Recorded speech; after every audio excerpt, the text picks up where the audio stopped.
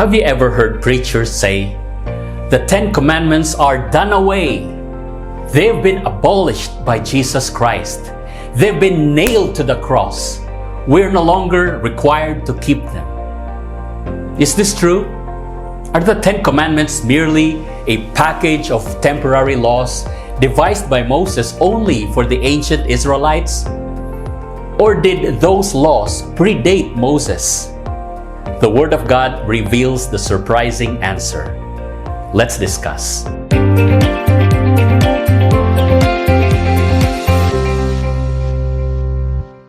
What's the first thing that comes to your mind when you hear about the Ten Commandments?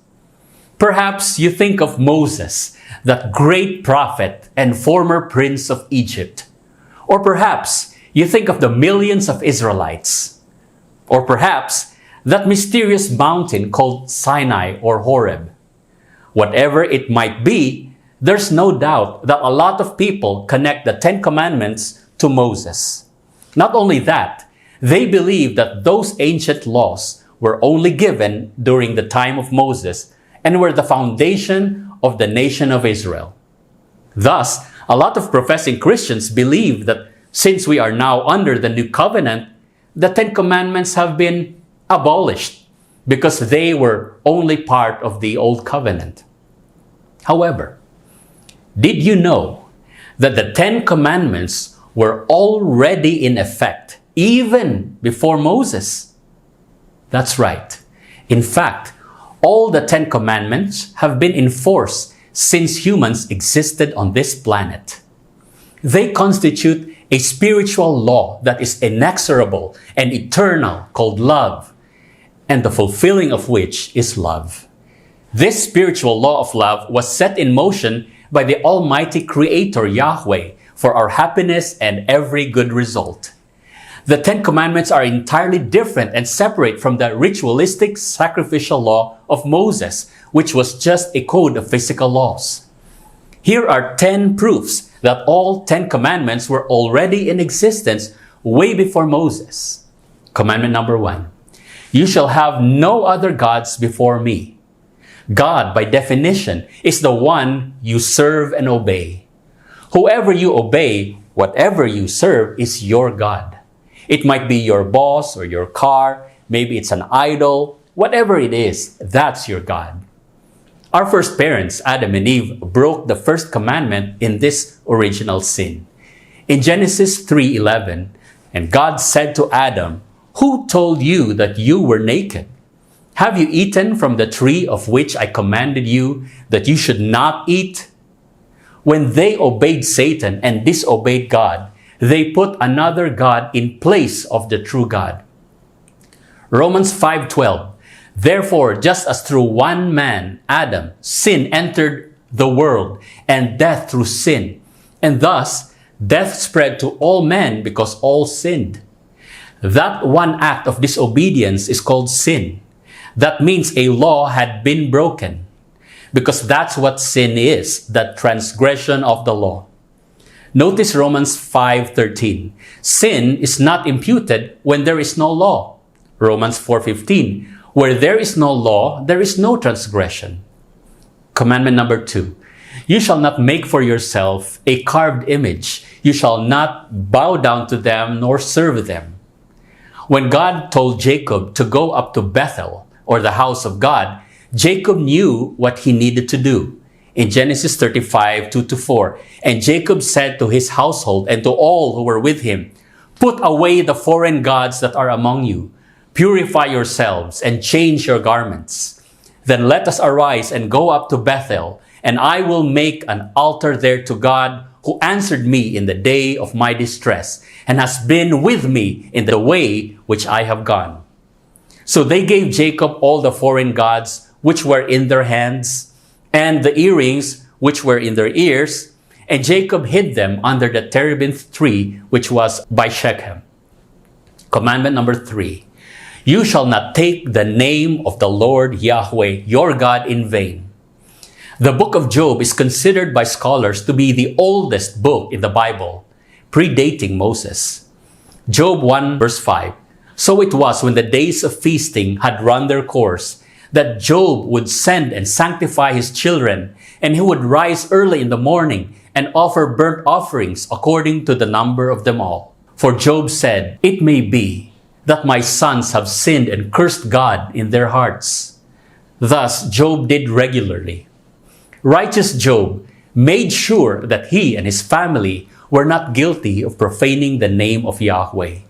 Commandment number 4, remember the Sabbath day to keep it holy.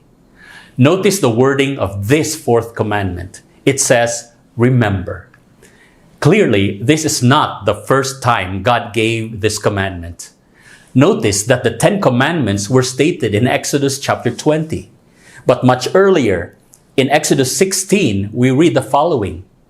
Then the Lord Yahweh said to Moses, "Behold, I will rain bread from heaven for you, and the people shall go out and gather a certain quota every day, that I may test them whether they will walk in my law or not." Exodus 16:23-28. Then Moses said to them, "This is what the Lord has said. Tomorrow is a Sabbath rest, a holy Sabbath to the Lord. Bake what you will bake today, and boil what you will boil, and lay up for yourselves all that remains to be kept until morning." So they laid it up till morning, as Moses commanded, and it did not stink, nor were there any worms in it. Then Moses said, "Eat that today, for today is a Sabbath to the Lord. Today you will not find it in the field. 6 days you shall gather it, but on the 7th day, the Sabbath, there will be none."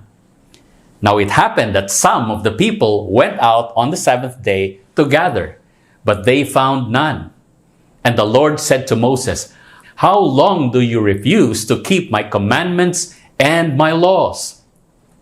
This incident happened before the codification of the 10 commandments at Mount Sinai.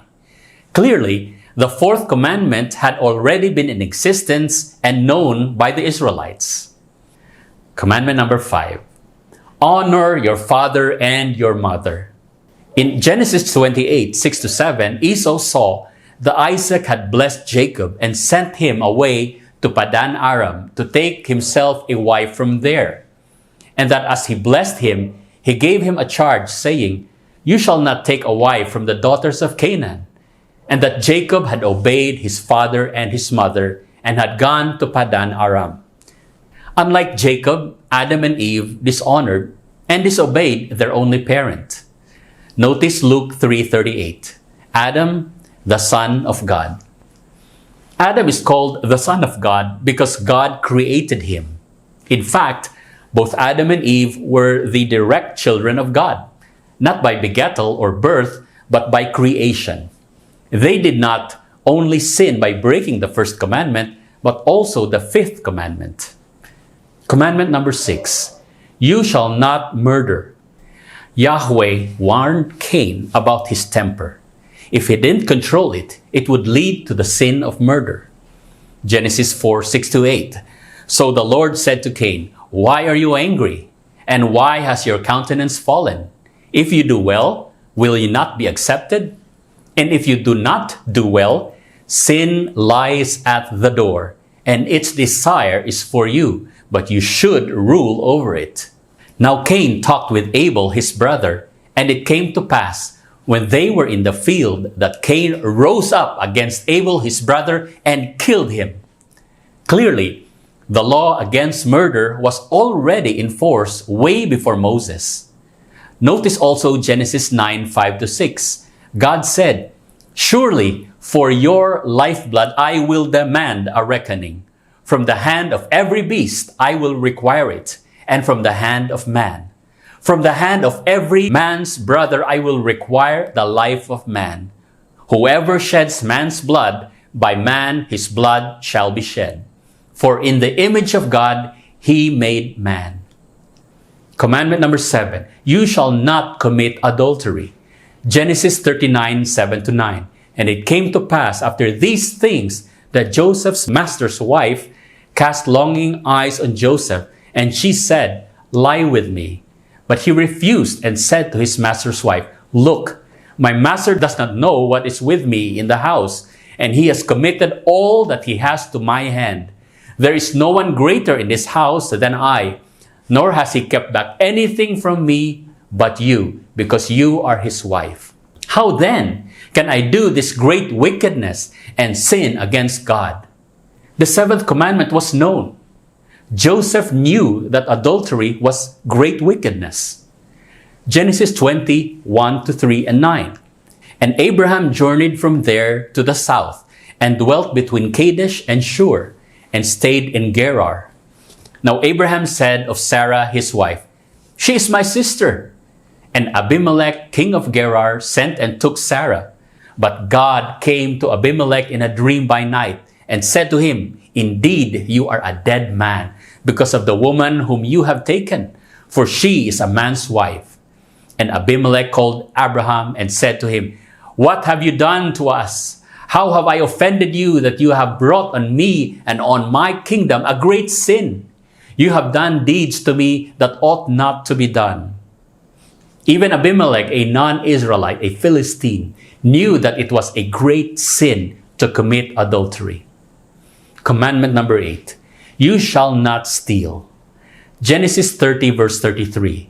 Jacob said to his uncle Laban, "So my righteousness will answer for me in time to come, when the subject of my wages comes before you. Everyone that is not speckled and spotted among the goats and brown among the lambs will be considered stolen if it is with me." Jacob knew all about property rights and the law against stealing, way before Moses' time. Genesis 44 verse 8-9. "Look, we have brought back to you from the land of Canaan the money which we found in the mouth of our sacks. How then could we steal silver and gold from your Lord's house? With whomever of your servants it is found, let him die, and we also will be my Lord's slaves." Joseph's brothers knew that stealing carried the heavy penalty of death and being enslaved. Commandment number 9, you shall not bear false witness against your neighbor. The first lie recorded in the Bible was uttered by the father of lies, Satan the devil. In Genesis 3 verse 4, "Then the serpent said to the woman, 'You will not surely die.' Genesis 4 verse 9, "Then the Lord said to Cain, 'Where is Abel your brother?' He said, 'I do not know. Am I my brother's keeper?' Cain not only committed murder, he also lied to God." In Genesis chapter 37 verse 31-33, "So Joseph's brothers took Joseph's tunic, killed a kid of the goats, and dipped the tunic in the blood. Then they sent the tunic of many colors, and they brought it to their father Jacob and said, 'We have found this. Do you know whether it is your son's tunic or not?' And he recognized it and said, 'It is my son's tunic. A wild beast has devoured him.' Without doubt, Joseph is torn to pieces. When Jacob was younger, he tricked his brother Esau and his father Isaac. He reaped what he sowed when he was also tricked and deceived by his own uncle Laban and by his own children. Job 31, 5-6. "If I have walked with falsehood, or if my foot has hastened to deceit, let me be weighed on honest scales, that God may know my integrity." Job knew that dealing in falsehood and deceit was wrong, and that being honest was right. Finally, commandment number 10. You shall not covet anything that is your neighbor's. Eve coveted God's prerogative to decide between good and evil, and so she fell for Satan's lies. In Genesis 3:6, "So when the woman saw that the tree was good for food, and that it was pleasant to the eyes, and a tree desirable to make one wise, she took of its fruit and ate. She also gave to her husband with her, and he ate." Job 31, 9-11, "If my heart has been enticed by a woman, or if I have lurked at my neighbor's door, then let my wife grind for another, and let others bow down over her. For that would be wickedness. Yes, it would be iniquity, deserving of judgment." Job knew that coveting his neighbor's wife was wickedness and deserving of judgment.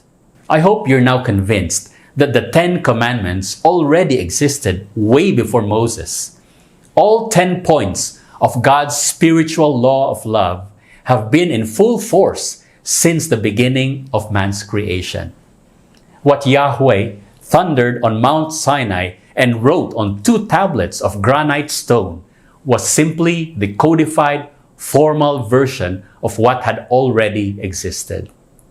So, far from being a yoke of bondage, God's laws and commandments, as summarized in the 10 Commandments, lead to a life of blessing, joy, happiness, and every good result.